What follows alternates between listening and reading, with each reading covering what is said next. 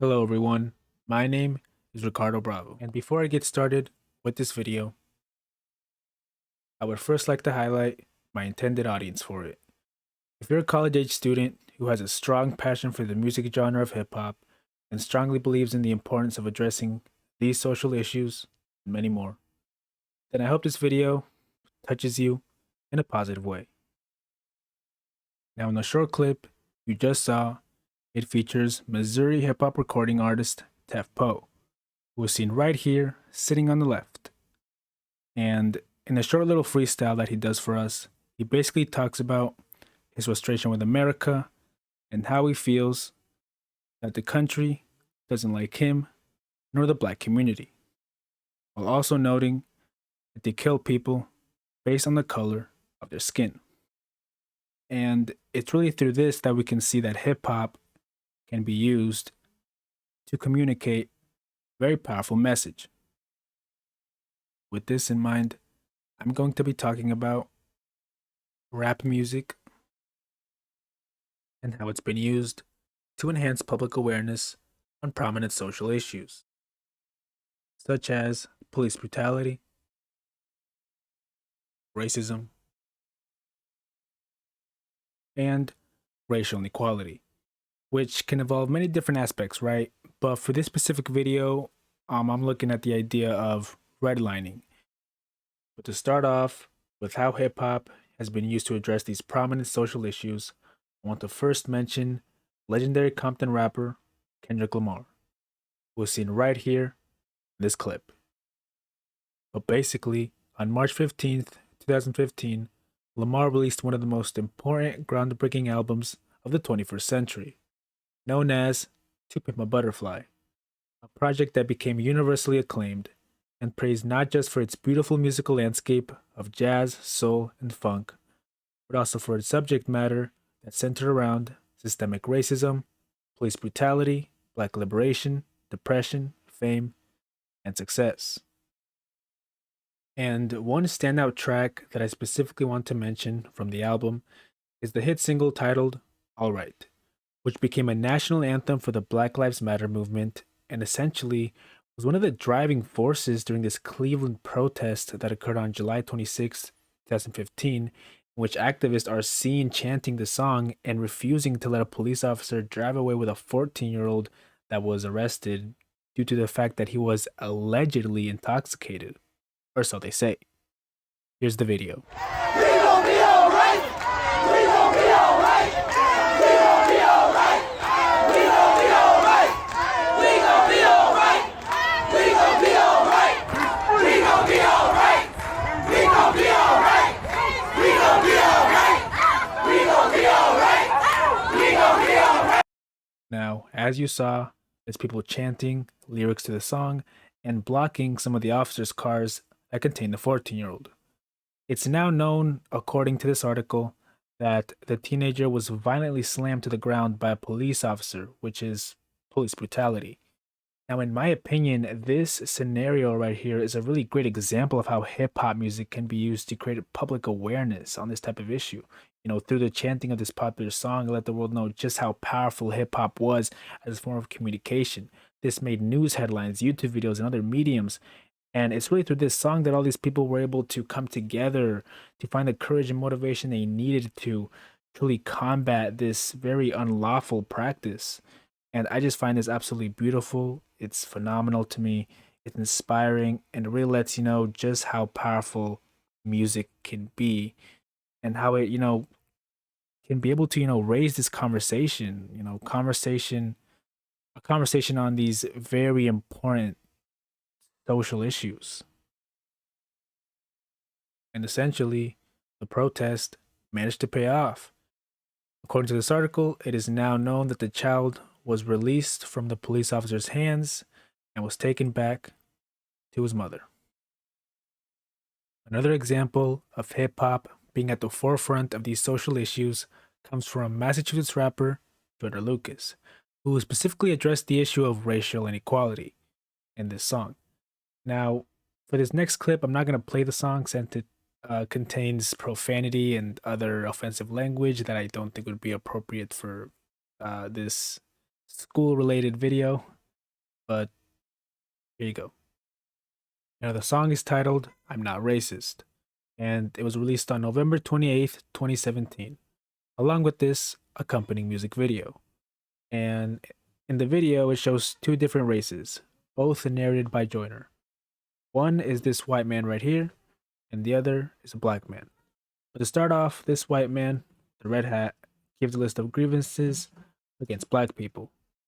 He starts off by saying that black people don't care about their kids, they complain about being poor, and they would rather party and sell drugs instead of getting a job, and how they live off food stamps and government assistance, while white citizens, like this man himself, has a job and works very hard and pays his taxes. The black man then responds and counters by saying that white people don't take initiative for their mistakes and instead blame other races, while also highlighting that he himself is unable to find a job because this country judges him based on the color of his skin. So he has to resort to selling drugs as a form of income and to be able to put food on the table. He also mentions that white people don't know what it's like to be wrongly interrogated, mistreated, and basically seen as a criminal by the police. Now, as these two individuals continue to offer their own their own perspectives on each other throughout the video, they maintain that they're not racist. Now, the way I see it, I think it's absolutely jaw-dropping, just very intelligent to witness the way Joyner narrates both perspectives of the black community and the white community in this music video.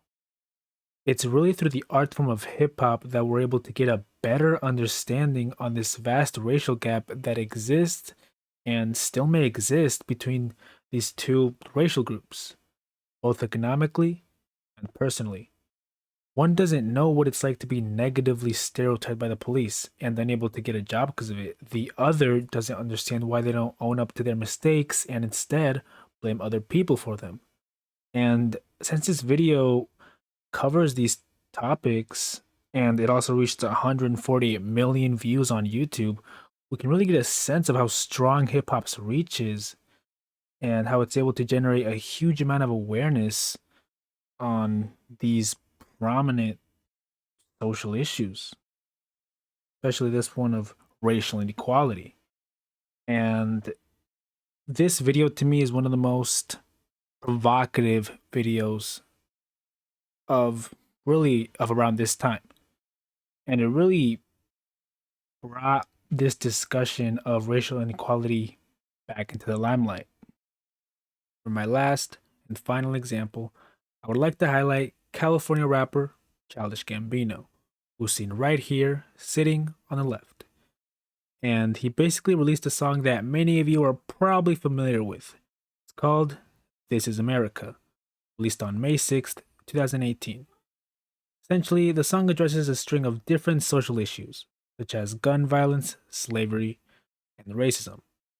Now, again, I'm not going to show you the audio of the music video because it really contains, like I said, a language that's not appropriate for school.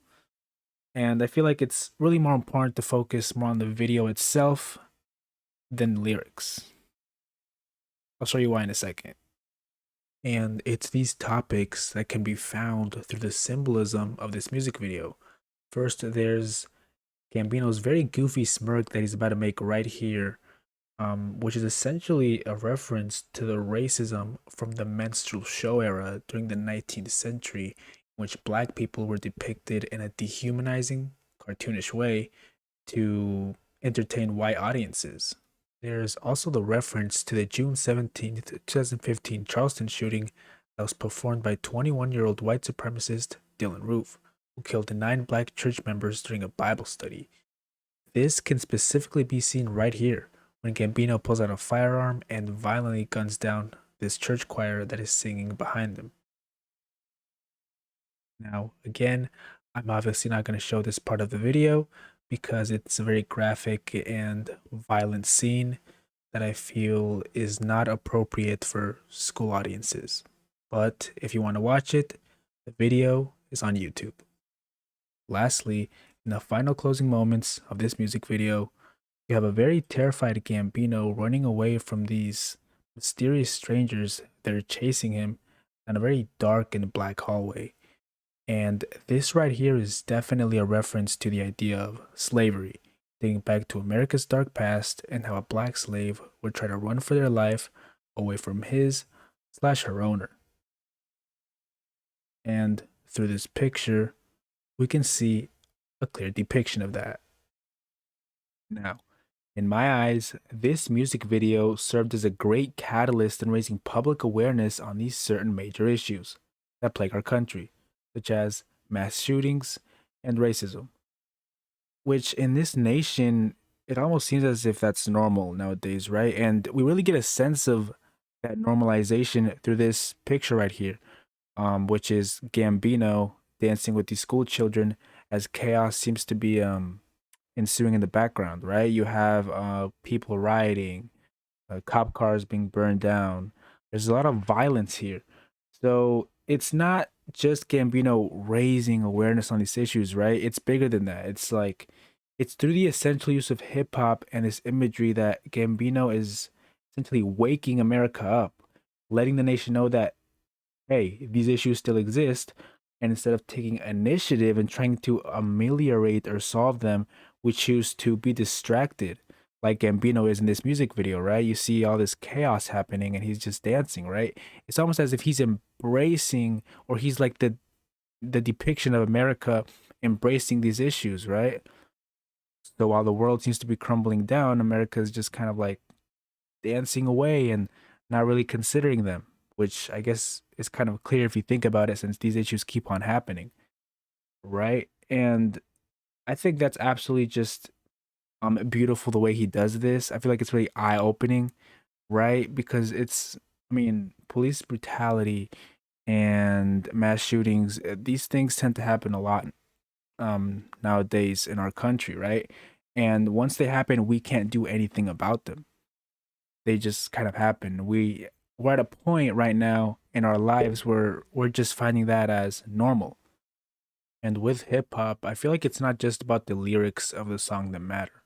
It's also really in the music video, you know? I feel like with this video right here, we're able to truly see the power of visual communication and how it can be used effectively to really elaborate more on a message and effectively communicate it, as Childish Gambino did right here. Now, while hip hop has been seen as a great music genre that can raise awareness and create a strong sense of social justice within minorities, it has also been criticized by ethnomusicology student at the University of Melbourne known as Krishan Meep, who believes that this music genre is full of very power hungry and greedy artists that want to take advantage of the idea of black politics in order to sell more records. And he feels that this may be the case for Kendrick Lamar, who in this article states that by moving away from a politics of resistance on his 2015 album To Pimp a Butterfly and catering to a mainstream audience on his 2017 album Damn, Lamar has fallen victim to the process of incorporation by the mainstream culture industry. Lamar has unwittingly transformed cultural resistance into cultural capital. Now, I will acknowledge Krishan's point that Kendrick did manage to reach a wider audience with Damn, especially with the idea that Kendrick was able to make digestible music that wasn't as dense and was a lot more easy to understand as far as the message went. This became the case for popular hit singles like Humble, Love, DNA, Loyalty, and finally, Element. Now, even if Dem is a record that doesn't contain any commentary on important social topics such as police brutality, discrimination, racism, and the idea of black liberation and black resistance, I have to refute the idea that Kendrick only addressed these issues in his 2015 album just to sell more records and to essentially sell a message. You see, Kendrick Lamar is an artist, and as an artist, you should always try to be creative. Give your fans something new to hold on to. That's what he was doing with, well, with Damn right here. Fans are not going to want to hear you speak on the same topics over and over again. Plus, it's also worthy to know that Lamar, while a very popular and venerated icon in the music industry, he's still a human being at the end of the day, just like us. We shouldn't hold him nor any other famous artist or celebrities accountable for the world's biggest issues and problems. At the end of the day, it's up to us, the people, to unite and fight the oppression that comes from these terrible social issues that still plague our country. And I feel like in order to do that, we should talk to some police departments, right? How can they make sure that no future officers or present ones have a negative history of police brutality or racism for that matter, in order for these occurrences to not arise again? And essentially, I have to just also push back the point of artists taking advantage of these issues to make money. I feel like that's not true because they know they need to talk about this. They talk about these messages, essentially give awareness on these issues to bring social justice because they know it needs to be made. They know how many families have been affected by racism, police brutality, and they know that people need to unite and come together. And this is what hip hop does, and essentially music in general. It creates a strong sense of liberation and freedom, one that makes it a little bit easier, especially for people of color, to breathe in a country that has had a dark and ugly history of racism, discrimination, police brutality, mass shootings. And that's why I maintain that hip hop has done a really great job in raising public awareness on these social issues while also establishing a strong sense of social justice for many people of color. And with this in mind, I hope that this music genre, along with many others, continues to flourish and prosper for many generations to come. This has been the end of my video. Thanks for watching.